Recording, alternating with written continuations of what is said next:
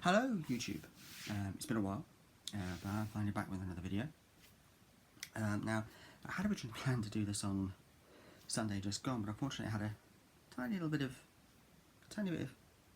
a hearing problem, which has thankfully now resolved itself, which is why I'm now able to do this video today. Actually, two videos. The first one, which is this one you're watching now, is all of the recent additions to my comic book collection. And then there's going to be another video after that, where I'm going to be going through another collection of mine, but I'll save that for the video that specifically pertains to it. So, this video is going to be my new additions to my comic book collection, starting with my first actual omnibus edition, and it is this one. Marvel Omnibus Fantastic Four by John Byrne, Volume 1. Now this collects stories from Marvel Team Up, number 1, number 62, Marvel Team 1, number 50, Fantastic Four, 209 to 218, 220 to 221, 232 to 260, and Annual 17, Avengers 233, and Thing number 2. Obviously now, as you all know, as you'll know from my previous videos, that I'm a huge fan of Marvel's first family. I love the Fantastic Four, so yeah, that's Volume 1. I'm hoping to eventually get Volume 2, and also I'm hoping to get some of the other sort of oversized Fantastic Four omnibuses, including the few that I think it's 3 was before they did for the original Stanley Steve Ditko run, I want to say it was, yeah. So yeah, and now to the single issues. First up we have, from 1961 from Charlton Publications, Little Genius number, doesn't actually say, but Little Genius. I got it because I picked it up mainly because it reminded me of the art style anyhow. It reminded me of the Archie comics that I like. Next up, from Boom Studios, I picked up this one, and it's Black Badge number 1. Never heard of this series, never read any of it before. What got me though was the cover, because it looks like, from these vests they're wearing with all the badges on, it looks like it's got a sort of scout from the, well, it looks like the necktie and the woggle there. It looks like it's got some sort of a scouting theme. And as a former Boy Scout myself, I thought it might be worth a read. So, yeah. Next up, from Image, we have Wildstorm Rising, number 1. Or Chapter 1, whichever you prefer.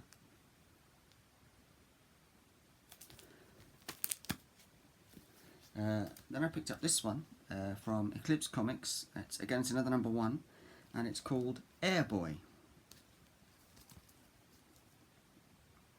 Feels quite thin for a comic book, but also looked quite interesting. Now, whether this character got more than just a number 1, I don't know, but if it's any good, I might go looking for some more of Airboy.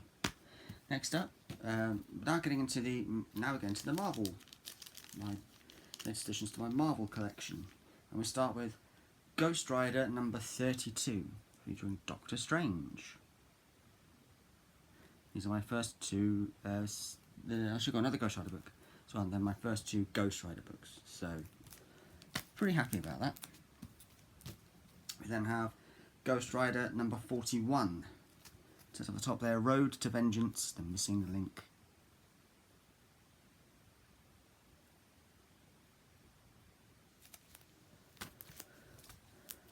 And then I got, I think it's 3 more X-Men books. Uncanny X-Men number 321.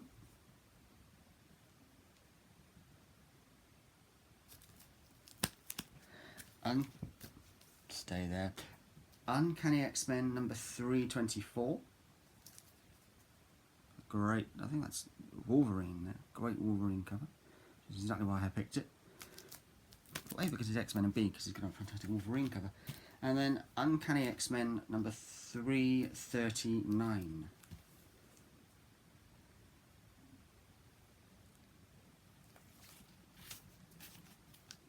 That's better.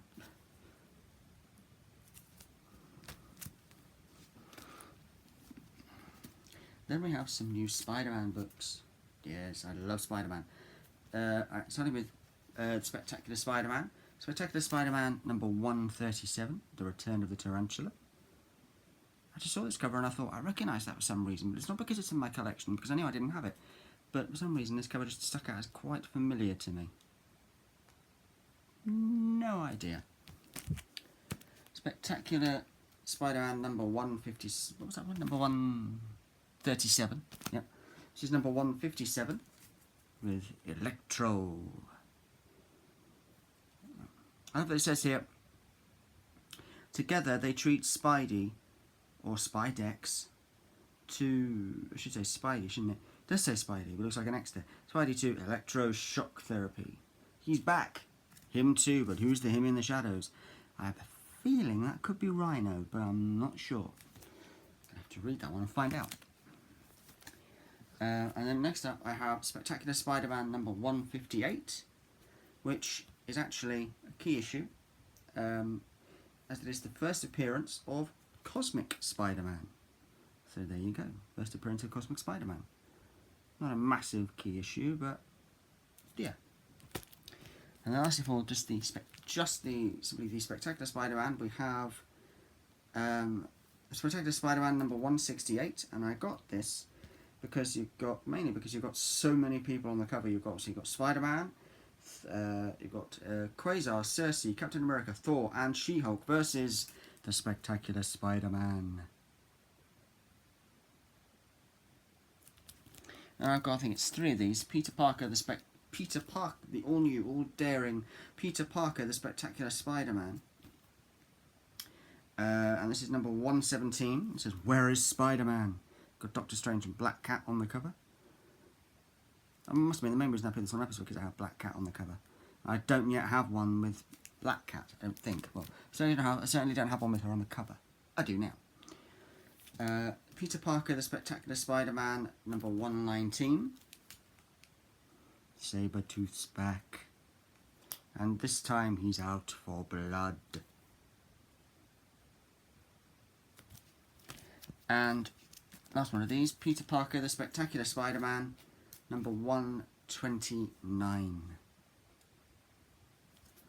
And this one says, "Final showdown with the Foreigner," and yep, black suit. I'm a sucker for black suit Spider-Man. That's the end of the Marvel ones, and now we move on to the DC books, starting with one I'd never heard of, Elongated Man, number 1 from January 1992. I'm thinking maybe this was DC's attempt at an answer to Mr. Fantastic. Don't know, but there it is. Then another DC one I'd never heard of. Well, I heard of, obviously, of Action Comics, but I've never heard of this one. Action Comics Weekly, number 621 from 1988. It says here, Black Hawk, which is this guy on the front, and this is here, plus Green Lantern, Wild Dog, Secret Six, Dead Man, and Superman is also in here. So, yeah. Excuse me, I've got a very itchy nose. Another DC one that admittedly I hadn't heard of. Gamma Rauders. Gamma Rauders number 1 from January 1989. And that is very 80s, 1980s artwork on there, I must admit. I do like that. I got it. The reason I picked this one up, one of the weirdest reasons, is because this up here reminds me of the logo of Biker Mice from Mars, if anyone remembers that TV show. Biker Mice from Mars. Man, I remember the theme tune. Damn, I'm old. Then we have Batman, Shadow of the Bat, The Last Arkham, number 1. I do believe my local comic book store had some more of these, which I will hopefully pick up at some point. Probably won't be until about July now when I get back there, but there you go. Then we have another DC character I've never heard of, Orion the Immortal, number 1 from January 1992. Possibly DC's answer to Doctor Strange, as he does give off that kind of vibe based on this cover. But yeah, I just thought it looked interesting. Then I have Metal Men, number 45.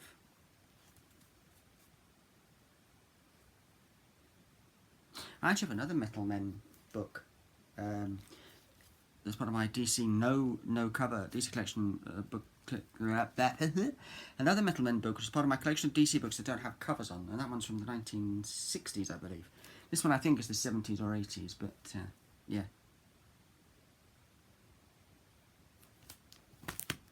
And then I have 2 issue zeros, both DC. The Beginning of Tomorrow, Damage, issue 0 from October 1994.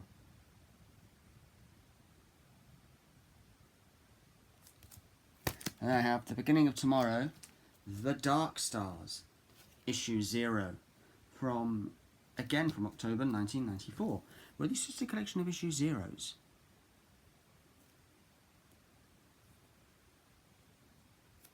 It's also making me start to wonder, and if anyone knows the answer to this, please put it in the comments down below. Which is more valuable, an issue 1 or an issue 0? If anyone does know the answer to that, please put it down in the comments below. This one I picked up because it made me think of Guardians of the Galaxy. This is a DC book, and it's called Guardians of Metropolis. I saw the word Guardians and thought, ooh, maybe this is like DC's answer to Guardians of the Galaxy. But then it says of Metropolis, and I'm thinking, still worth it. From December of '94. Wow, a year after that came out, a year after I was born. Told you I was old. Excuse me. Let me have from October '92, Aquaman number 11. Aquaman. Again, I have an Aquaman book from the 1960s. I think it's the 1960s. As part of my, which is also part of my collection of DC comics that don't have covers on. So, yeah. And finally, another book I'd never heard of from November of '94. Oh, hold on a minute. Typical of me. The price label's still on it. Oh, do you know what? Rebels number 1 from 1994. There you go. I'll pay $2.99 for it. Oh, sorry, £2. Rebels number 1 from 1994. It just actually says Rebels 94 number 1. Which side are you on? For some unknown reason, it's got one of those on the back, which I've only ever really seen on comic books where they've put one of those on the back and then they put like notes in it about it being a Keisha or something, but no. Sorry about the price label. So, there you go. That is all the additions to my comic book collection. This video is, well, as you can quite clearly see, quite short, but not to worry because there was another longer video coming right up, as I'm about to record right now, which will be showing off another collection of mine. But I won't tell you what it is right now. I'll leave that for the next video. But as I am a kindly man, I will put a tiny clue in here. Right, I'll give you a tiny clue right now, right at the end of this video, right now, just so you can kind of guess maybe what it is. This collection that I'm going to show you for the next video is a collection of, how would I describe it? Well, many people wouldn't call them replicas, but I will, or reproductions of a certain prop from a certain sci-fi TV show that has just had a rather bizarre season finale.